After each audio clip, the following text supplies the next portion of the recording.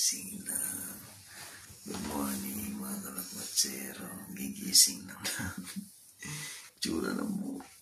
Ayan na, asawa ko. Sikat ng araw. Labas. Bihis.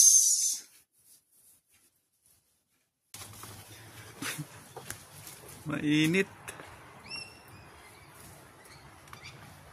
Lakad, mga kalakwatsero.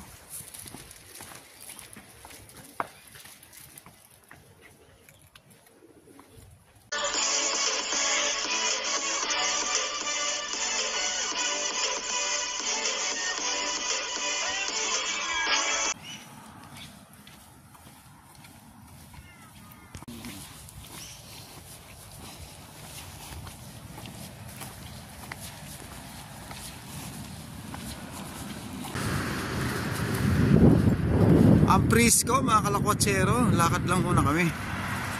Upuan ng ganun. Ganda ng upuan ng ganun. Sarap sa Pilipinas pag ganyan, upuan. Lakad. Mga kalakwatsa.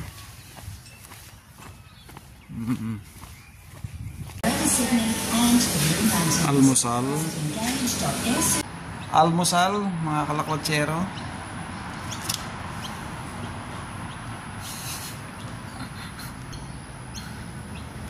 Cheers! So, ngayon tayo. Almusal, mga kalakwatsero. Cheers!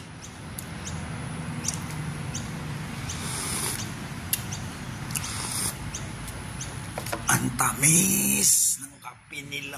Hindi masyado mainit. McDonald's, ano ba yan?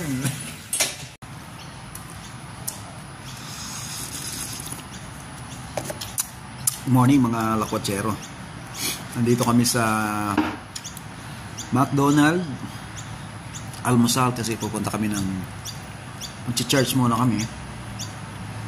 Yung usual na simba namin is nagtatapos ng 10. Last week di kami nakapagsimba dahil yung schedule niya is ganito rin, may pasok siya ng 11 kasi tumatakbo muna ako dapat kami.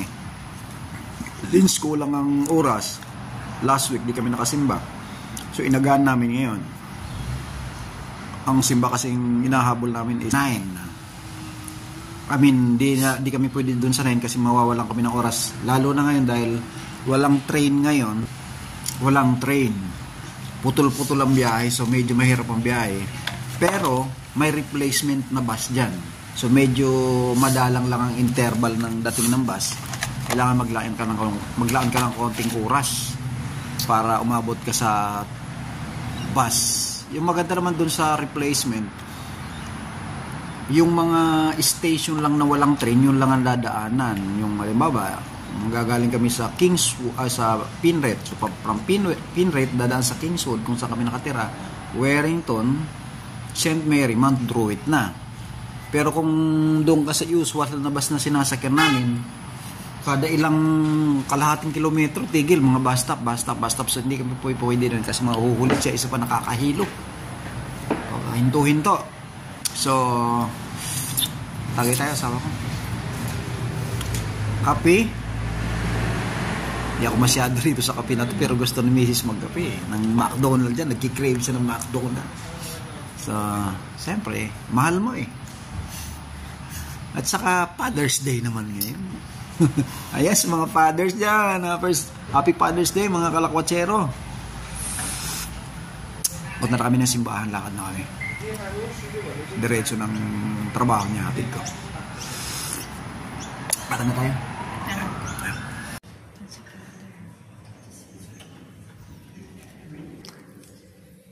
Simba tayo, mga kalakwatsero. Walang train ngayon, mga kalakwatsero, dahil truck work. So nag-aantay kami ng libreng bus replacement yan, mga kalakwatsero. Galing kami sa simbahan, nakapag-almusal na at nakapamili rin ng konting sabon sasama sa bagahe, mga kalakwatsero. Hintay tayo ng train, hintay tayo ng bus. Pandesal. Mga kalakwatsero, nakarating na kami sa Mount Druitt, trabaho ni Mrs. nagugutom daw siya kasi usually bago siya umalis sa bahay kumakain siya kasi ang labas niya mamaya pang 7:30. Baka pwede na itong mag-survive na pandesal na mainit mga kalakwatsero. Father's Day pa naman, walang treat eh. Kasi nagmamadali kami dahil dapat nga mag-walking eh. Dahil walang oras, nag-walking pa rin naman, walang takbo. Pero dapat makarating on time dito sa trabaho niya kaya mas priority namin yung makarating dito bago pa yung oras ng trabaho niya. Yan.